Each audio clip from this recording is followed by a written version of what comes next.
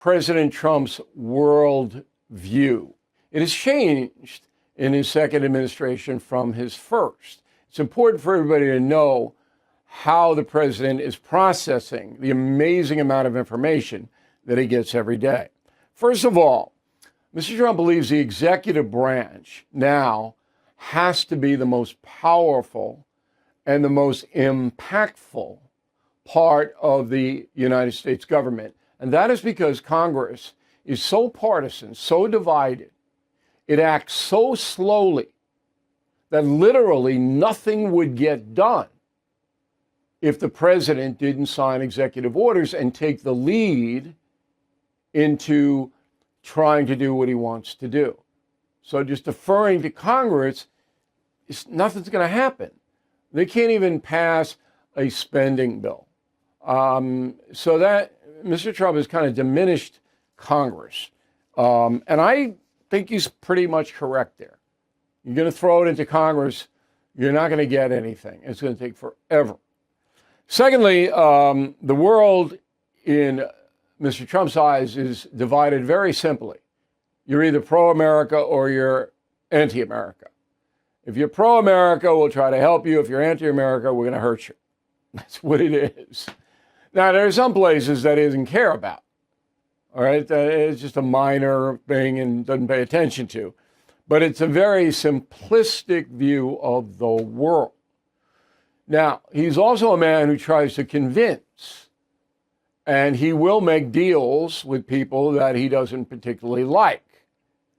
And he does that in his mind to improve America, America first. That's what that's all about. And third, President Trump firmly believes that he knows best. What are you going to do? I mean, the man's brilliant. You have to admit it.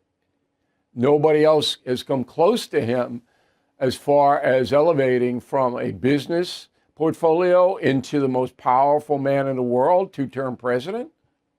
Come on. You got to give him the credit for accomplishment. So he thinks he knows best. Even when I speak with him, I don't try to outdo him or top him. I do try to convince him by giving him, a perspective that is easily understood. I don't weigh him down with a million details.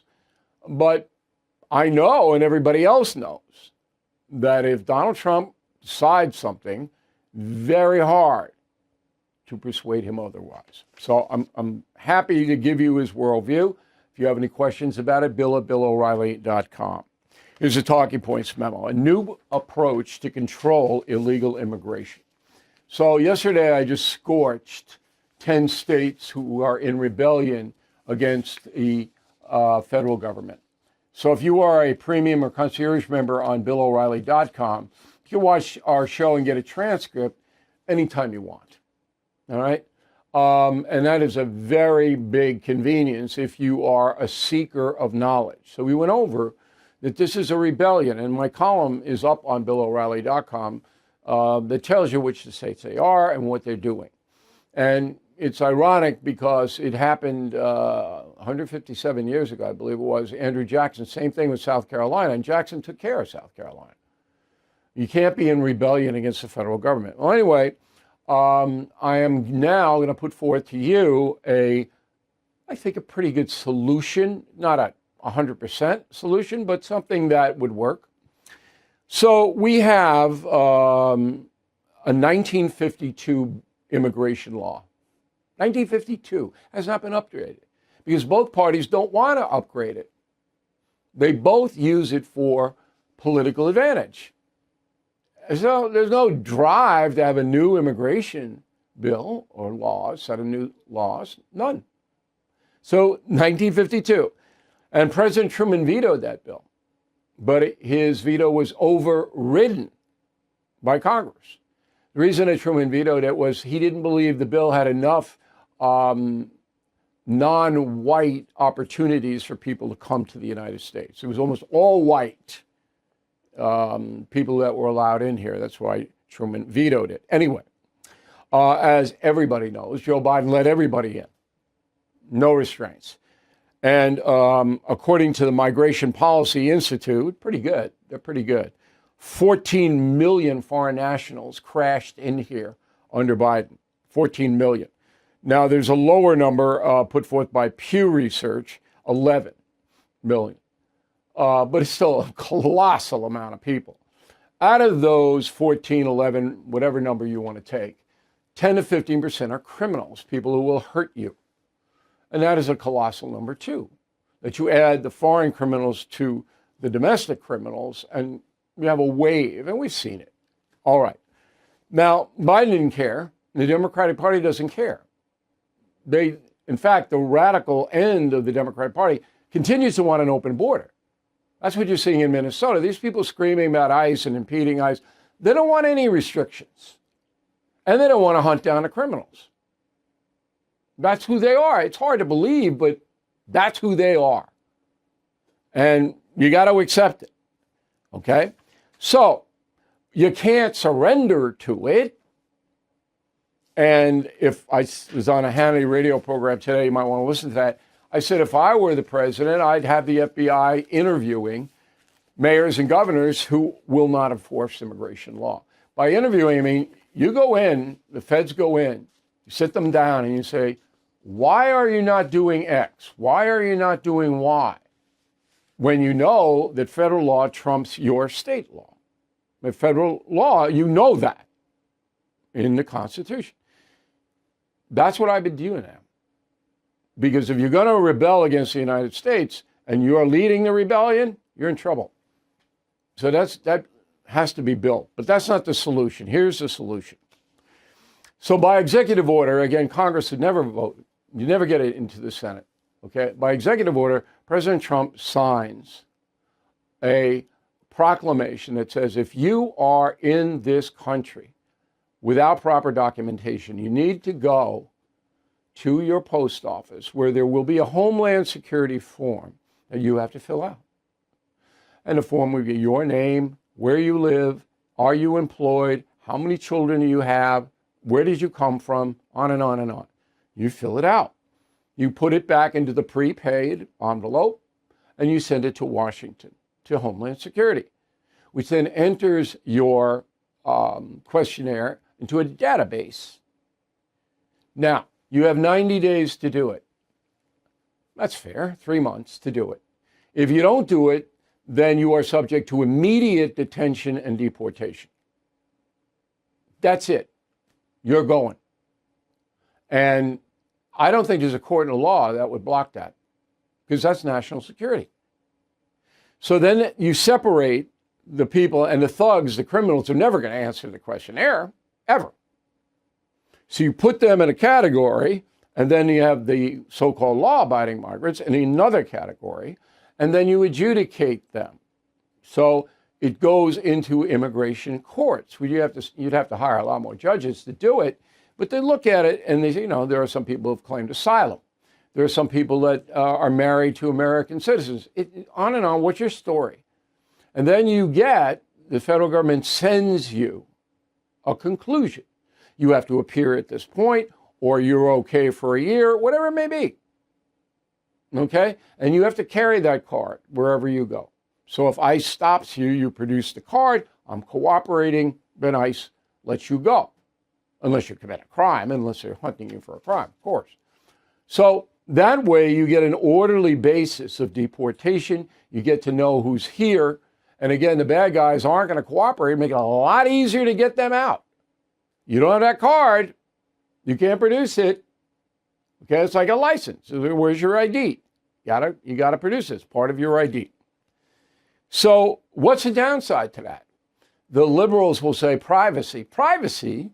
What are you talking about? You're not supposed to be here. It's a privilege to be here. You have to go through a process to be here. Privacy? I don't believe the courts, the state courts in the rebellion places, of course, but federal courts are going to go, this makes sense. And this allows the federal government to step away and use a less heavy hand, which is good for the nation. All right, I can't do better than that. And I've been thinking about this for a long time. And again, bill@BillO'Reilly.com, bill@BillO'Reilly.com. I'd like to know whether you support or oppose that. And that's a memo. All right, so Minnesota is now suing the Trump administration, trying to block ICE from enforcing federal law. It's nonsensical, ridiculous. They'll lose the lawsuit. Even the guy on CNN, Ellie Honig, I believe his name, the legal analyst, says case has no merit. Roll it. I've read both the Minnesota and Illinois lawsuits. They're really political diatribes masquerading as lawsuits. If you look at what both states are asking the courts to do, it's to kick ICE out of those states and cities and to bar ICE from carrying on federal law enforcement in Illinois and Minnesota. That's the top thing both states asked to do, and they cite zero precedent for that. Because there is no precedent for it. And I give him credit for doing that. All right, because that's an honest assessment. He's correct. Now, Illinois and ICE is surging in Minnesota. And this is Trump. Trump's not going to surrender to these states. All right, he's just going to jack it up. He's not surrendering. Another politician may, but not him. All right, so ICE is surging in there, and the Department of Homeland Security says it has seized 1,500 migrants in Minnesota, many of them serious criminals. Okay, I don't know. This is what the Department of Homeland Security puts out. I don't know what portion of the 1,500 are criminal, who aren't. They should break it down. But I don't object to this at all. You got to hunt these people, these criminals down. And if you're not a criminal and you're hanging with the criminals, you're going. You're going. All right, in Illinois, another of the rebellious states, I mean, they're suing for unlawful tactics. So they want to knock out roving patrols of ICE. They don't want the feds to be scanning biometric information. It's just nonsensical. But that's Pritzker. All right, Pritzker and Walz. Boy, I'd have FBI on them.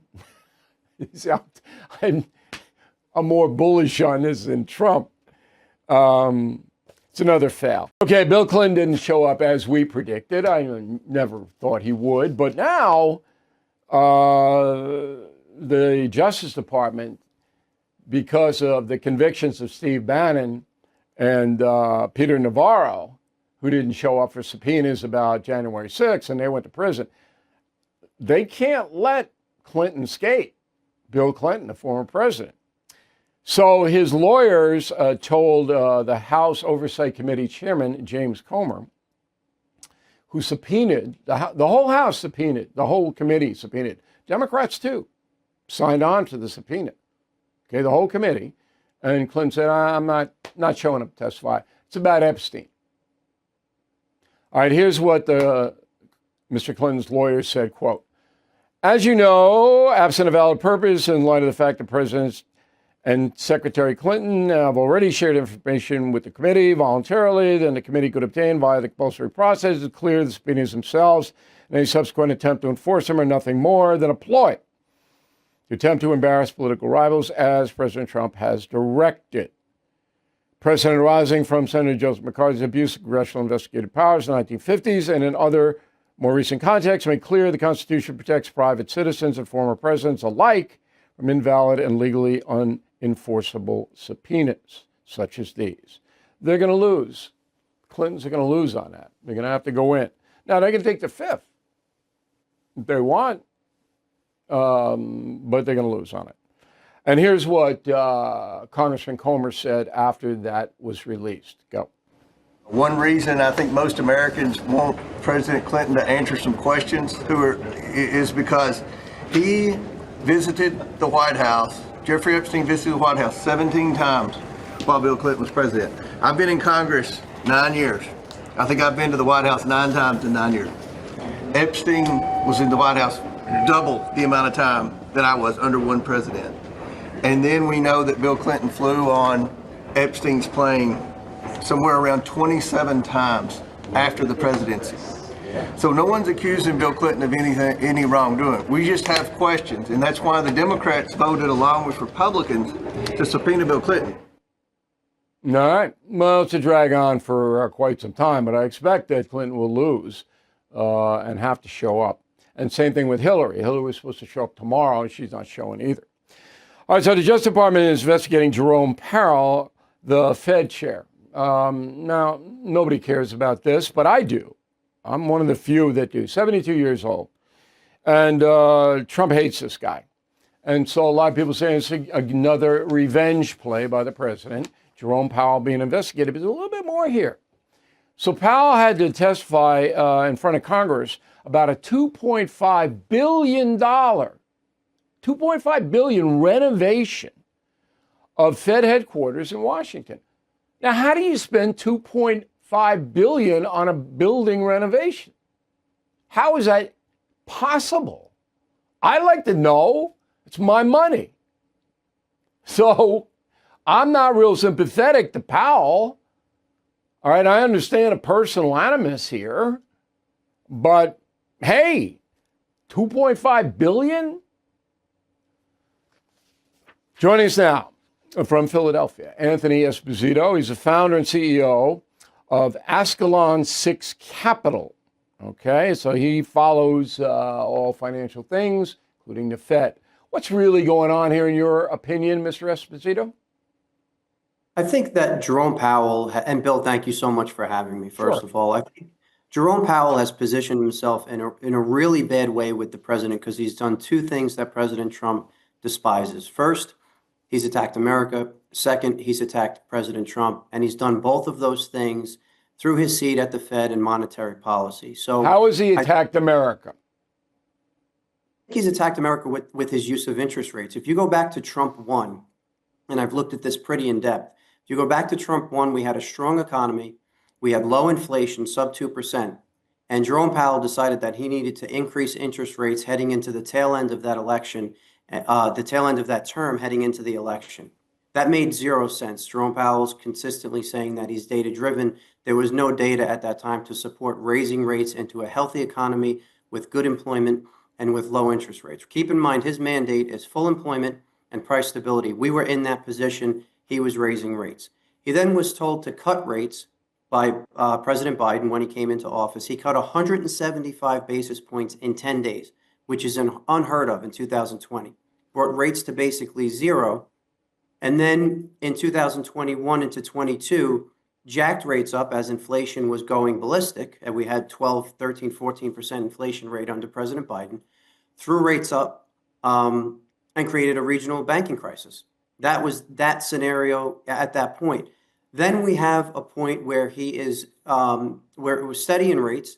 We're coming into the election, and he decides to cut rates again 50 basis points heading into the election to be supportive of, or you can make a very strong argument to be supportive of Kamala Harris, because there was really no reason to cut rates at that point. Okay. All right. So we got it. We got it. So and Trump believes, and I think you're right, that number one, Powell is a deep state guy who favors the Democratic Party and was manipulating the U.S. economy to get Democrats elected. Correct? That's what Trump believes, right?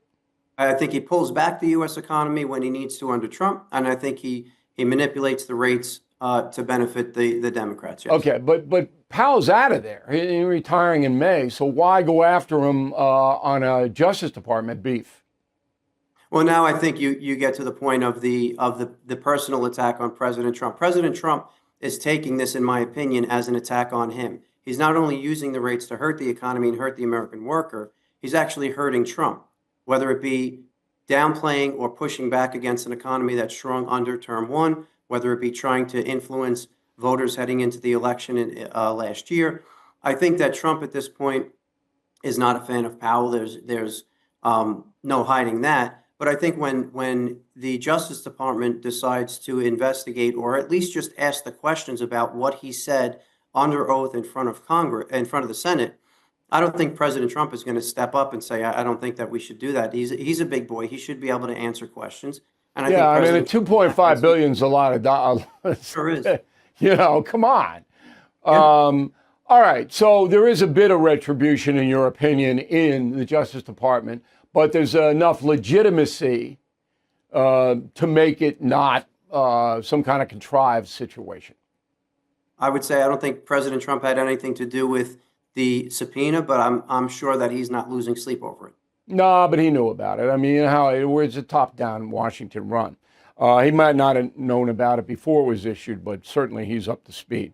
All right, Mr. Esposito, thanks very much. It's very kind of you to help us, and we appreciate it very much. Final thought, I was in Manhattan last night, business dinner, right? And, you know, look, I'm born and raised here. I know the city as well as anybody. It's out of control now, but, you know, it's not, nobody bothers me in the city. Everybody's very nice. So I go to this restaurant because that's where the business dinner was. The most expensive restaurant I've ever seen in my entire life. Prices are unbelievable. Unbelievable. I'm not paying, but I didn't rack it up. Okay, I had an appetizer, I had some lobster bisque, fabulous. I'm not going to tell you the name of the restaurant, it's not fair. And then I had a steak, which I don't eat a lot of red meat anymore, but I hadn't had one. I needed some protein, so I had a steak.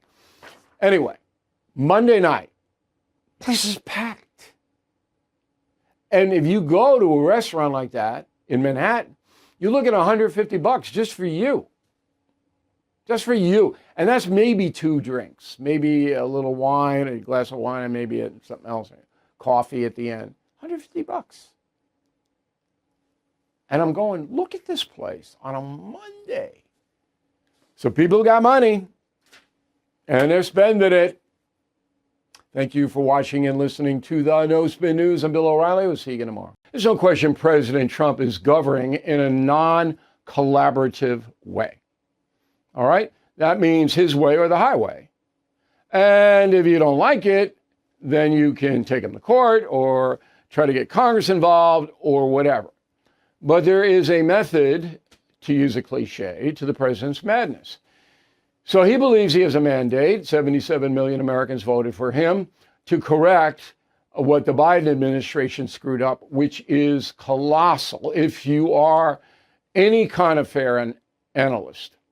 Just the border alone is so catastrophic. And President Trump says, look, the American people elected me to clean this mess up, and I'm going to clean it up. In addition, I'm going to impose a new world order on the globe. Foreign policy is going to be pro-American. I am going to create a country that is so powerful that few will defy it. But I don't need Congress to do it. And I don't need the courts because you can litigate all day long, but it just holds it up. Trump wants to go fast, and he has in his first year. He doesn't want Congress to be deliberating for 5 months, and he doesn't want it. So the question then becomes, is he overstepping his authority? Is the president overstepping? And that will be debated this year. Okay, 2026, you're going to have a lot of definition there. But in the meantime, Donald Trump's going to do what he wants to do. Full steam ahead on immigration, on foreign policy, and if he's blocked, he's blocked. Meanwhile, Congress is so partisan, it's really hard to get any alternatives out of them as far as, well, we have a better idea. We in the Senate have a better idea. No, you don't. If you do, it's a mystery. And I'm talking general across the board. All right, that's not my talking points. That's just setting up my talking points because we have 3 major stories in play here. Iran, ICE, and Denmark. And they're all very, very different. But President Trump's future hinges upon those 3 stories at this moment, and the economy as well. Okay, Iran. So right now, the Pentagon has worked up a number of military engagements there. It's just a matter of Mr. Trump's order. I don't know what they are. Nobody does. It's top secret. They've walled it off. There's no leaks. We don't know. I did talk to the president personally on Saturday, and I said, in my opinion, because I was asked, okay, I wouldn't use military action unless it's a tipping point. You don't need to send any more messages. You already did that with the nuke bombing. But if you can get them out of there, Mr. President, the mullahs, if you can get them on that flight to Moscow by say, wiping out the Revolutionary Guard headquarters, I'd do it in a heartbeat. Got to get them out. And I believe it will happen. I think the mullahs are done. And that'll be a tremendous victory for the USA and the world. But I could be wrong. But anyway, the actions have been drawn up. We don't know when, where, we don't know. And it could happen at any time. Remember, Tehran, the capital of Iran, is 8.5 hours ahead of us. And this is not going to be a daylight action. These are going to be under the cloak of darkness. And so I'm going to be on it for the next, whenever it takes, watching. I check it every 30 minutes because all hell could break loose at any time. But again, I do believe the mullahs are done, and I really hope that's true. Okay, the second is ICE, which this is very interesting. The protests against ICE are not organic, as they say. It's not like everybody's running to the streets like Vietnam or anything like that. These are very well organized, far left generated protests. And the nexus, of course, is in Minneapolis, where Ms. Good was shot dead by an ICE agent last week. But this has not caught on across the country, even though there are 10 states in active rebellion against the federal government, which I write about in my column on BillO'Reilly.com. Okay? This is a rebellion. It's not a protest. There's a big difference. Okay? They are refusing to obey the law. Now, the third one is Denmark. And I'm going to just take a little time at the end of the talking points to explain the danger for Donald Trump here.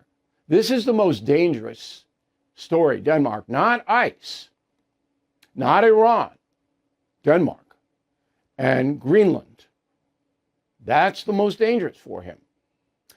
Now, getting back to Iran, there are, even before any military action, liberal Americans, Democrats, who say, well, you can't keep doing this. You can't keep going into Venezuela, grabbing a dictator there, and then you go and get the mullahs out of there. You need Congress to approve all this.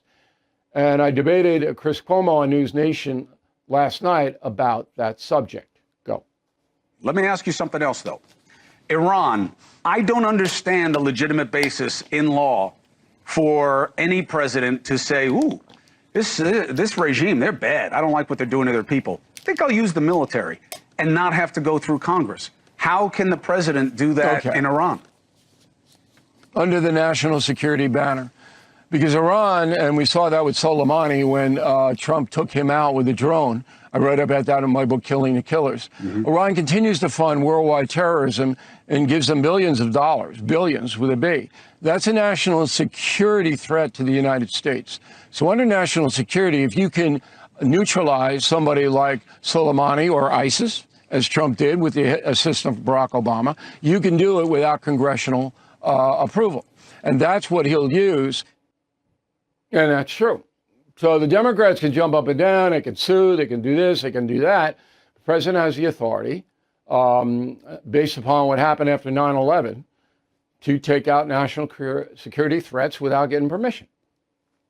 And he has. All right? That's what he's doing. It's all about national security. Drug dealing into the United States, massive amounts of narcotics, national security. Okay? Mullahs funding Hezbollah, Hamas, all the terror groups, national security. Courts aren't going to go against that at the higher level. The partisan courts will, but not up in the Supreme Court or even the appeals courts. Okay. Now let's get to Greenland. So today there's a meeting, closed door, and we don't have anything yet, and I might break. If it does, I'll tweet about it at Bill O'Reilly.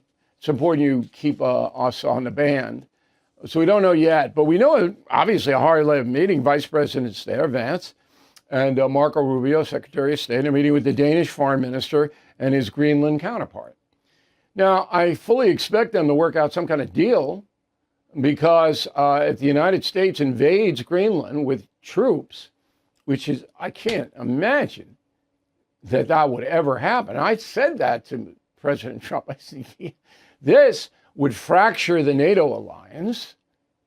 You can't do that. Putin would be a winner because all the European NATO countries that turn against the United States, every single one of them, Maybe Hungary wouldn't, but that's it. You can't. And then the United States, American people don't want the U.S. military in Greenland. Every single poll shows that. And Republicans don't want it either. And then Congress, my God, they'll go crazy. And that would tilt it against the Republicans in the midterm. So there is a bill introduced by Lisa Murkowski, who's supposedly a Republican, but she's really not, and Senator Jeanne Shaheen in New Hampshire, that says you can't do this. You can't invade Greenland with U.S. troops. Now, that's going to pass the Senate. That bill is going to pass, and it might pass the House of Representatives. Now, Trump could veto it, but you can see the unbelievable deficit that President Trump would create for himself and the Republican Party. He doesn't have to do it. You know, I'm a cocky guy. You guys all know that. I said, look, send me over to Copenhagen. I'll come back with any deal you want in 48 hours. And I would. It's not that hard to get military bases up there. We've had them there in the past. Denmark's not going to object to that. Mineral rights, we can get them. We don't need to put military boots on the ground there. So anyway, I expect the deal would be worked out. I'd be shocked if President Trump ever sends U.S. military to Greenland. This is his negotiating ploy. Huff and puff and blow the house down, and then we'll get a deal. That's what he always does. But this one's very dangerous. And that's the memo. All right, Ice. There's not really anything new here other than there's a report today that the ICE agent who shot Ms. Good last week has internal bleeding. Now, it's sketchy. More will come out on it, but it's been released. Now, that can only happen if the vehicle that Ms. Good was in hit him. But I'm not trying this on television. It's not right to do that. But you need to know what's surfacing here. So everybody took sides. I saw the video. I saw it's bull. If it ever gets into a courtroom, and it won't, then you'd go frame by frame, as I analyzed, and then you'd hear from the ICE agent and then witnesses, whatever. Okay. But I don't think any of that's going to happen. But if the man does have internal bleeding, that's pretty big. So that's the latest on that. Now, there's a website called Mediaite. Deals with a lot of press stuff. And it's a good website. You know, it used to tilt really far left, and they brought it back to left center. There's a guy who created it, along with a few others, Dan Abrams, Colby Hall. He writes a column, and the column's pretty good. Enough is enough. It's basically criticizing Donald Trump's overreach as president of the United States. I'll read you a portion here, and then we'll bring in Mr. Hall.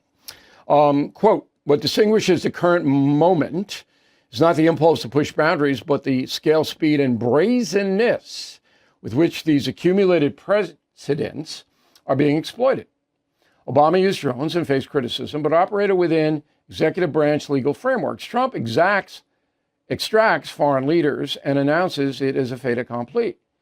At home, the same logic is playing out through federal law enforcement. ICE agents are defended reflexively before facts are known, before investigations are complete. Oversight is dismissed as obstruction. Questions are treated as attacks.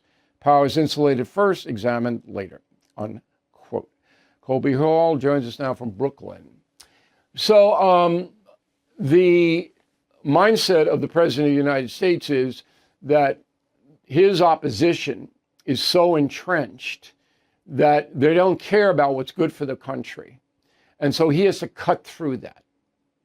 So he can't go to Congress and say, I want to remove Maduro, and then Congress votes on it 5 months later because no Democrat will ever vote for anything that Trump wants. This is the president's mindset. Do you understand that? I do. I think that's a generous description. And I'll say, first of all, thanks for having me on. Secondly, I agree with a lot of what you said during your talking points, right? I find that we're pretty much aligned on a lot of this stuff, especially the concern with sort of Denmark and Greenland, which is remarkably risky on a number of levels, not just politically. My column Enough is Enough was really about how under an executive branch that literally acts without impunity or with impunity, with zero checks and balances, is acting in a way that really sort of reinforces might makes right, which is a philosophical construct that we long moved past, and it's not really democratic. And the actions of this president reveal a nation that increasingly doesn't look like the America that I grew up and I still love very, very much. See, I don't have that. I don't have that perception, and I'm just about 25 miles from you in my dwelling. And when you say that Trump operates without any constraints, the courts rule that the president could not send National Guard to LA and a few other cities because he didn't reach the bar of impending chaos. So he took them out. Trump took the National Guard. He withdrew. So he's been constrained. It wasn't constitutional. Posse comitatus basically says federal government cannot send in troops unless the governor of the state asks for it because of chaos. And that's what was ruled. He's flouting the democracy, or he's flouting the Constitution. But he's that's obeying. A constitutional crisis. He's not running roughshod. Well, right. Okay, but that's the way it always happens, Colby. Come on. You take an action and then there's a reaction. That's the way the government always runs. Here's what I would say. You could defend the extraction of Maduro. The sort of way that was defined as we can do whatever we want with the Western Hemisphere because it affects our national security, and we're going to use that as a pretext to now threaten to, sort of bomb Iran and to then just sort of invade and take Greenland. Like you said, that really threatens and is very risky to our NATO alliance. To be clear, and I want to say this, I have given credit to the Trump administration where I feel like they've deserved it. And in particular, I think the way that the Trump administration has handled Iran vis-a-vis Israel was masterful and deserves a great deal of credit. I also give him an incredible amount of credit for the way that he cleaned up the abject horror that is the border. The worst thing that Biden ever did was just look away. And I think one can be for getting bad guys out, cleaning up the border, but also be opposed to masked ICE agents shooting protesters. And I don't think Renee Good should be dead as a result of trying to drive away or even in the car. I don't either. Right. But I think that doesn't mean that what the ICE agent did carries any criminal intent, because I have said, and you know this, de-escalate it when you have a life-death situation. And some of my viewers don't like that. They don't want to hear that. Okay, but every law enforcement agency that I know of has a de-escalation program when life and death is on the line. So I'm behind the law. But Trump is saying, and with absolute validity, I can't bring in Maduro to Congress. I can't bring in nuke bombing in Iran to Congress because the other side hates me so much, they're never going to support it. They'll drag their feet. We can't operate secretly in that regard. We can't do military operations with any kind of effectiveness if you're going to debate him for 2 months. And he's right. And when Noriega came out, that shattered that. And that'll never even get into the courts. Maduro's never going to get in. Okay? He'll be convicted in Brooklyn. You should go over and see him. He's right near your house. All right? And then he'll go to the penitentiary in Colorado. And that's what's going to happen. And there's not going to be any court hearing about Maduro. I don't even think the ICE agent is going to be prosecuted.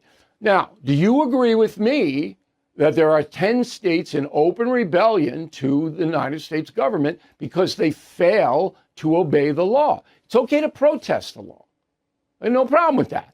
But when you say, and that's what Walls, Fry, all of these people are saying, I'm not going to obey the law that has been passed by Congress, not Trump. I'm not obeying it. You're in rebellion, are you not? I think rebellion is a narrative that oversteps considerably. I'm old enough to remember when states' rights were a big talking point on the right, and now that's gone away. right? Like suddenly we don't care about states' rights and Well, their it ability depends to on make the decisions issue. about stuff that matters. Depends on the No, issue. that- If you want, that's situational. You are basically making situational decisions, right? And honestly, previously what you just said, you just basically said Trump doesn't want to take Maduro to Congress because he knows he won't get what he wants. I'm sorry, you don't get to pick and choose what the Constitution says. you The whole do if point you of the have national Constitution. security concerns behind you. Yes, you No, do. yeah, but that's very subjective. And to say that there was a national security threat by Maduro, what I think is hyperbole at best. I Uh, think it's absurd. Tons Yes, of well, there were some narcotics are drugs coming coming in over, here. but far less drugs from other places. Please let me finish.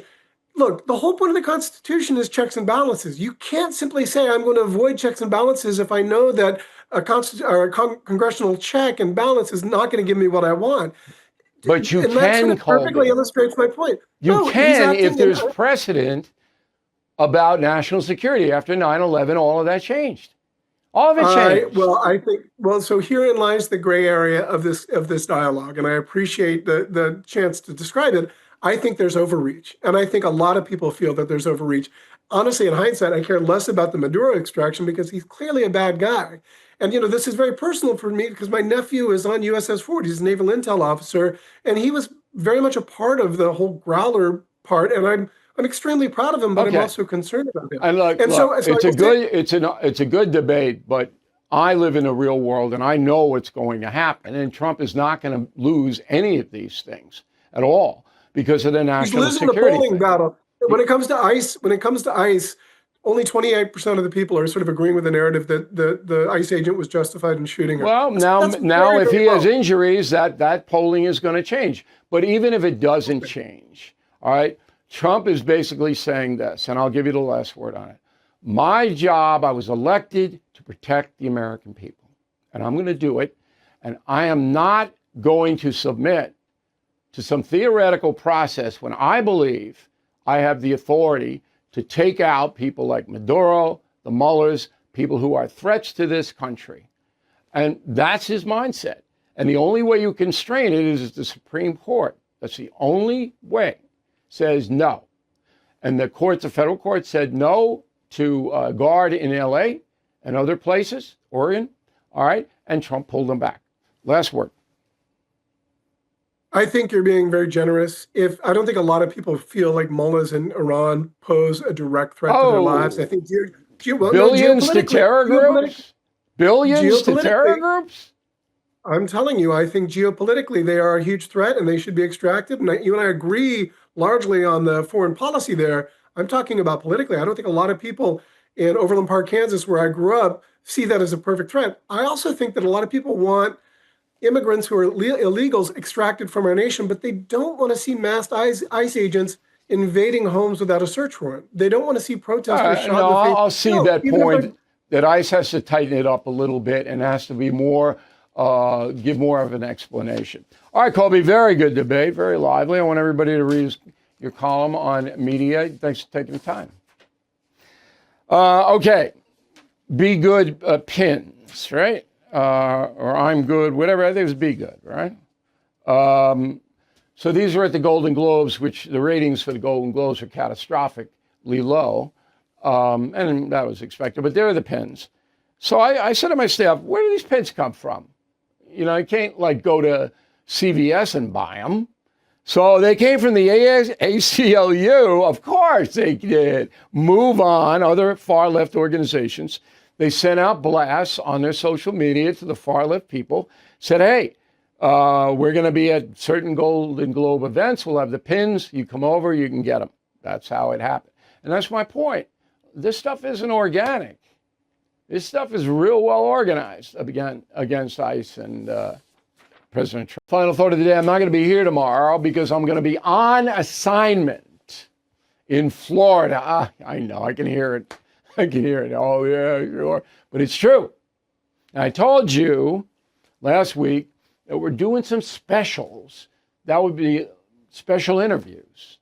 And I'm going to be, and these are going to be important people, very interesting people. So I'm going to do one in Florida. I'm not going to tell you what it is now because we won't be surprised. So I got to get down there, and not bad going to South Florida in January. I'll tell you that. And I'm doing other stuff. I'm doing a lecture, and I got a whole bunch of stuff on the sheet. But believe me, I am on this Iranian situation because this thing could pop any time. So stay with us. At Bill O'Reilly is the tweet. Okay, BillO'Reilly.com. If anything happens, I'll have a message up there within 15 minutes. And we get good messages every day. We have messages in the morning, every day. Different messages. You get pop, pop, pop, pop, pop. Okay? So that's how we keep in touch. I will have a new column on Sunday. And there's so many things going on. That's a problem. I wait till Saturday because it's breaking news to write the column for Sunday. Thank you very much for watching and listening to the No Spin News this evening. We will see you on Monday, and check in with us across the weekend, please.